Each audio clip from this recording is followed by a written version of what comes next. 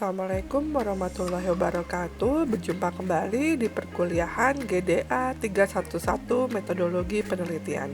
Di perkuliahan minggu keempat ini saya akan membahas tentang tujuan penelitian.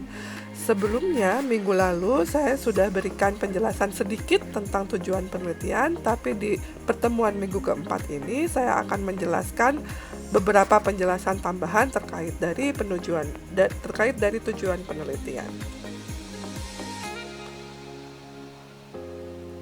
Tujuan penelitian adalah arah dan tujuan yang akan dituju, atau dalam hal ini adalah goal dari pelaksanaan penelitian yang akan kita lakukan.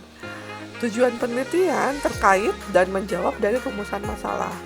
Umumnya, tujuan penelitian berisi pokok kalimat berupa kata-kata seperti meneliti, menjelaskan, menguji, menyelidiki, mendeskripsikan, menggambarkan, dan lain-lain. Sebagai catatan, hindari penggunaan kata mengetahui. Tujuan penelitian juga adalah apa yang ingin dicapai pada akhir penelitian yang kita lakukan. Sebaiknya dibuat list tujuan-tujuan yang lebih spesifik di dalam penelitian yang dibuat untuk bagian dari tujuan penelitian yang utama. Jadi di breakdown tujuan utamanya itu poin-poin apa yang menjadi tujuan spesifik untuk mencapai tujuan yang utama tersebut.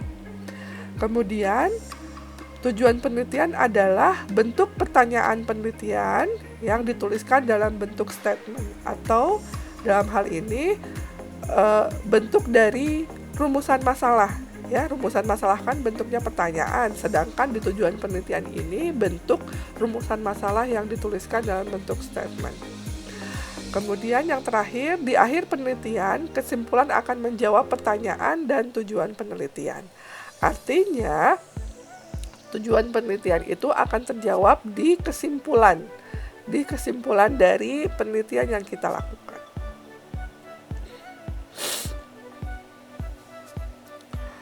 Selanjutnya, tujuan penelitian ini bisa kita bagi menjadi beberapa tujuan spesifik yang dibuat untuk mencapai tujuan utamanya. Di sini saya berikan contoh, ada 4 tujuan spesifik. Tidak harus 4, bisa 3, bisa 2, ya, atau bisa lebih juga. Akan bergantung pada tujuan yang akan kita capai tersebut. Dalam tujuan penelitian, kita bisa menggunakan teknik SMART. Di sini SMART berasal dari huruf-huruf S, M, A, R, dan T yang masing-masing memiliki arti, di mana S adalah specific, M-nya itu adalah measurable, kemudian E-nya attainable, dan R-nya relevant, dan T-nya adalah time. Mari saya jelaskan masing-masing huruf tersebut. Spesifik. Tujuan penelitian hendaknya spesifik, khusus, atau unik sesuai dengan tema atau topik penelitian. Contohnya, ini contoh yang belum benar ya, mengidentifikasi perubahan hutan. Di sini kurang spesifik, hutan apa? Nah, yang kedua ini sudah benar, di mana tujuan penelitiannya adalah mengidentifikasi perubahan hutan tanaman industri. Jelas di sini hutan yang akan diidentifikasi adalah hutan tanaman industri. Kemudian measurable atau terukur.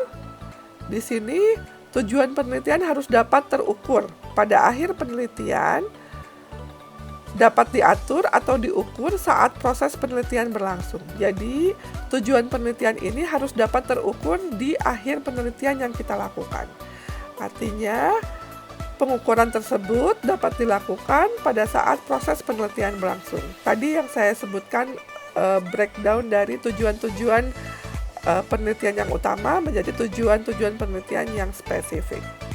Bagaimana kita melakukan pengukuran pada tujuan penelitian kita? Yang pertama, kita harus paham dulu pendekatan dan teori ilmiah yang digunakan. Jadi kalau kita bisa mengaplikasikan metode tersebut, artinya ya penelitian tujuan penelitian kita itu akan tercapai. Kemudian yang kedua adalah melakukan atau membuat list daftar atau alat tools equipment yang dibutuhkan. Ya, jadi kalau kebutuhan dari alat yang kita gunakan itu terpenuhi, maka tujuan penelitiannya itu akan dapat tercapai. Selanjutnya adalah attainable atau tujuan penelitian itu harus dapat dicapai. Tujuan penelitian harus dapat dicapai atau dipenuhi dalam rentang waktu saat ini. Contoh tujuan yang tidak dapat dicapai dalam situasi saat ini, yaitu menghitung massa bumi. Ya, menghitung massa bumi itu tidak bisa, ya. Tujuannya kalau seperti itu. Kemudian tujuan yang dapat dicapai di sini adalah menghitung massa bumi dengan pendekatan hukum gravitasi. Karena hukum gravitasi ada pendekatannya ya untuk menghitung massa bumi. Nah, itu bisa dicapai. Itu contohnya. Kemudian yang selanjutnya setelah attainable adalah relevan, di mana tujuan penelitian itu harus berkesesuaian. Artinya tujuan penelitian itu harus bersinergi atau sesuai dengan tema atau topik penelitian dan realistis untuk dilakukan. Contoh, tema atau topik penelitiannya itu adalah identifikasi lahan hutan tanaman industri. Tujuan penelitiannya adalah mengidentifikasi lahan yang ditanam pohon akasia. Di sini pohon akasia adalah salah satu jenis pohon yang biasanya ditanam di hutan tanaman industri, begitu ya. Jadi identifikasi itu topik yang besarnya, tujuannya lebih spesifik yang harus berkesesuaian atau relevan dengan tema atau topik yang kita ambil. Selanjutnya adalah time atau waktu, ya. SMART tadi yang terakhir adalah time. Menyusun tujuan penelitian harus berdasarkan time frame atau jadwal waktu, apakah itu dalam waktu panjang atau waktu yang pendek. Ya, jadi di sini kita harus menanyakan kapan dan apa. Jadi kapan batas waktu dari penelitian kita dan berapa lama rentang waktu pelaksanaan penelitian kita. Itu harus menjadi poin yang penting juga ya dalam penentuan tujuan penelitian. Itu teknik SMART. Selanjutnya adalah contoh dari bagaimana kita melakukan breakdown dari tujuan-tujuan penelitian kita. Jadi tujuan utamanya kita bagi-bagi menjadi tujuan-tujuan yang kecil yang merupakan bagian dari proses penelitian. Di sini contohnya adalah identifikasi kesehatan tanaman akasia berbasis metode NDVI. Ya, ini sudah judulnya. Ini mulai di sana ada proses cropping dan processing foto citra sesuai dengan lokasi kajian. Lalu ada digitasi tajuk pohonnya, lalu ada perhitungan NDVI-nya, lalu ada klasifikasi kesehatan berdasarkan nilai NDVI.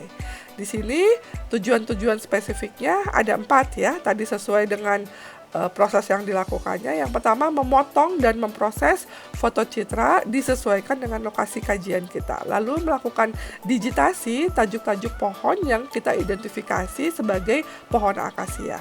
Lalu kita menghitung nilai NDVI-nya ya, rentang nilai NDVI-nya, lalu kemudian mengklasifikasikan kesehatan pohon tersebut berdasarkan range nilai NDVI-nya tersebut. Nah, kita dapatlah hasil akhirnya adalah peta kesehatan dari tanaman akasia.